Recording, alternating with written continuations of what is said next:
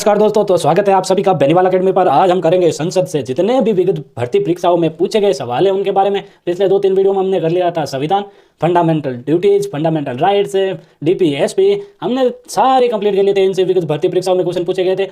मैं इस वीडियो की डिस्क्रिप्शन लिंक में उनकी लिंक दे दूंगा, आप उनको देखिए और अपनी तैयारी को मजबूत करिए। तो आज सेशन की शुरुआत करते हैं अपन। पहला क्वेश्चन ये रहा आपके सामने।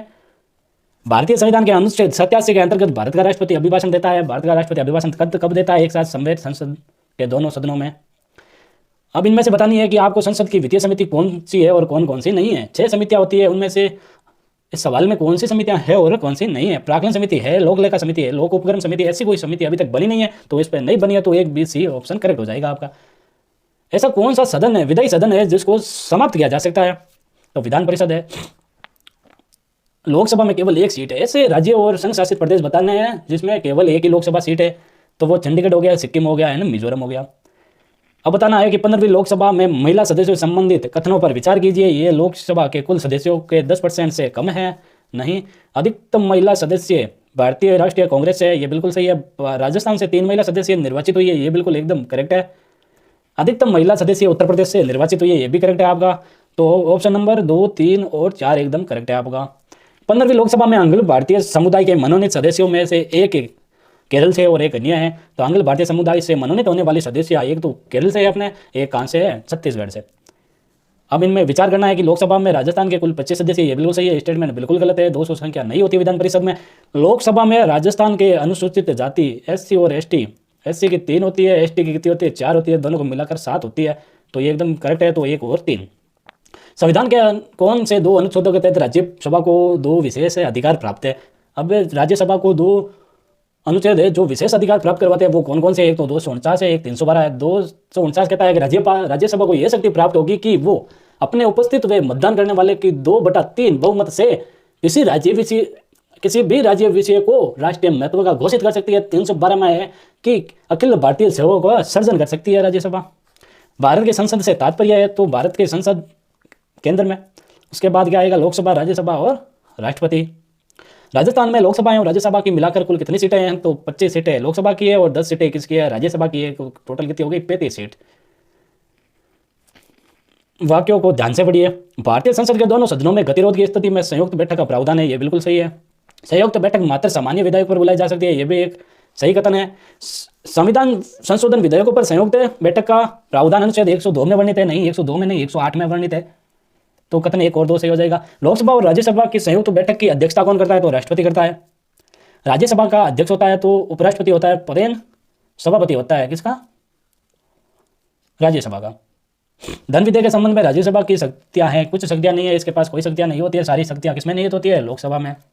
लोकसभा में सरकारी दल का मुख्य सचेतक कौन होता है? तो संसदीय कार्य मंत्री होता है। निम्नलिखित में कौन सा प्रस्ताव सहायक प्रस्तावों की श्रेणी में नहीं आता है? तो इसमें स्थापन प्रस्ताव है जो सहायक प्रस्तावों की श्रेणी में नहीं आता है। भारत के नियंत्रक तथा महालेखा परीक्षक के वार्षिक प्रतिवेदन का समीक्षण विस्तार से करती है, तो कौन करती है? लोक लेखा समिति करती है। राज्यसभा का गठन किस वर्ष हुआ? तो राज्यसभा का गठन 13 मई 1952 को हुआ था। प्राक्कलन समिति संसद के किस सदन के सदस्यों से गठित हो जाती है? तो लोकसभा के सदस्यों के। प्राक्कलन समिति में सदस्य होते हैं 30। संसद के किसी सदस्य द्वारा प्रस्तुत प्रस्ताव को लोक महत्व का अविलंबीय विषय मानते हुए जो चर्चा की जाती है उसे क्या कहते हैं? उसको कहते हैं स्थगन प्रस्ताव। स्थगन प्रस्ताव 50 सदस्यों की सहमति और अध्यक्ष की अनुमति पर ही लाई जाता है और इस पर 2.5 घंटे की चर्चा होना अनिवार्य है। कितने घंटे की? 2.5 घंटे की चर्चा अनिवार्य है। भारत के नियंत्रक एवं महालेखा परीक्षक की रिपोर्ट को समीक्षा करने वाली संसदीय समिति है, तो कौन सी है? लोक लेखा समिति। इसका 1921 में क्या हुआ था? गठन हुआ था। इसमें 22 सदस्य होते हैं, 15 होते हैं जो लोकसभा से होते हैं और 10 किससे होते हैं? नहीं, 7 किससे होते हैं? राज्यसभा से। 15 लोकसभा और 7 राज्यसभा से। लोकसभा के अध्यक्ष के वेतन और भत्ते कौन निर्धारित करता है? तो अनुसूची 2 करती है। संसद के किसी सदन के में मुख्य विपक्ष दल की मान्यता प्राप्त करने के लिए उस दल के कितने सदस्य होना क्या होता है? अनिवार्य होना चाहिए। तो इसमें कितने होने चाहिए? सदन की कुल संख्या के 1/10वां भाग होना चाहिए। अनुच्छेद 108 के अंतर्गत लोकसभा और राज्यसभा की संयुक्त बैठक आहुत की जाती है, वो कौन करता है? तो वो करता है राष्ट्रपति द्वारा संयुक्त बैठक बुलाई जाती है। आहुत्यान क्या होता है? बुलाना होता है।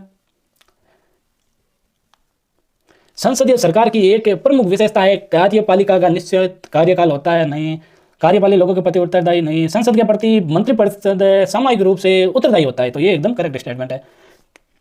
केंद्रीय विधानमंडल का अध्यक्ष बनने वाले पहले भारतीय कौन थे? तो विट्ठल भाई पटेल थे। कौन, किसके? केंद्रीय विधानमंडल का अध्यक्ष। केंद्रीय विधानमंडल का स्थापना हुई थी 1921। इसके पहले अध्यक्ष बनने वाले थे, उनका नाम था फ्रेडरिक व्हाइट।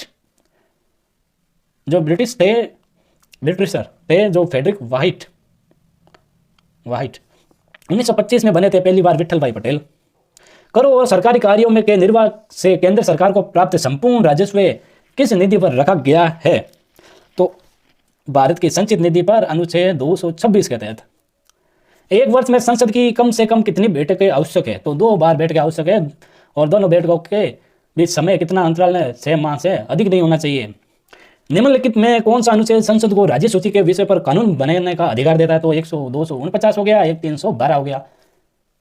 लोकसभा की कार्रवाई आयोजित करने के लिए अपेक्षित गणपूर्ति है। अपेक्षित गणपूर्ति कितनी है? तो इसके लिए गणपूर्ति कितनी चाहिए? 1/10वां भाग, ये अनुच्छेद 103 में वर्णित है। तो निम्नलिखित में कौन सा एक कथन सत्य है? धन विधेयक राज्यसभा में प्रस्तावित किया जा सकता है, नहीं किया जा सकता। धन विधेयक संसद के दोनों सदनों में नहीं। धन विधेयक लोकसभा में प्रस्तावित नहीं किया जा सकता, तो ये बिल्कुल गलत है। धन विधेयक लोकसभा में प्रस्तावित किया जा सकता है। धन विधेयक को ओनली कहाँ पे प्रस्तुत किया जा सकता है? लोकसभा में। 109 अनुच्छेद ये कहता है, आर्टिकल नंबर 109 एक ये कहता है कि धन विधेयक कहाँ प्रस्तुत किया जाएगा? ओनली लोकसभा में। राष्ट्रपति की अनुमति पर लोकसभा में प्रस्तुत किया जा सकता है।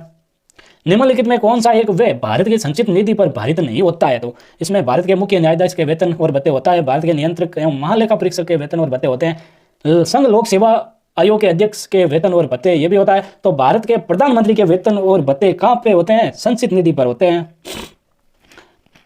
कहाँ पे होते हैं? ये सारे तो होते हैं किस पे? राष्ट्रपति का, उपराष्ट्रपति का, राज्यसभा के सभापति, उपसभापति, इनका किस पे भारित होता है? संचित निधि पर। और प्रधानमंत्री का कहाँ किस पे भारित होता है? संसद निधि पर। तो ये इंपॉर्टेंट क्वेश्चन है कि प्रधानमंत्री के वेतन और भत्ते किस पे भारित होते हैं? तो संसद पर होते हैं, संसद विधि पर। संसदीय व्यवस्था में शून्यकाल किस देश की देन है? तो शून्यकाल देन है जो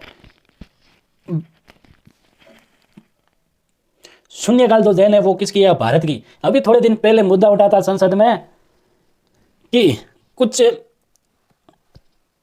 लड़कों में ने संसद पर अटैक कर दिया था शून्यकाल में।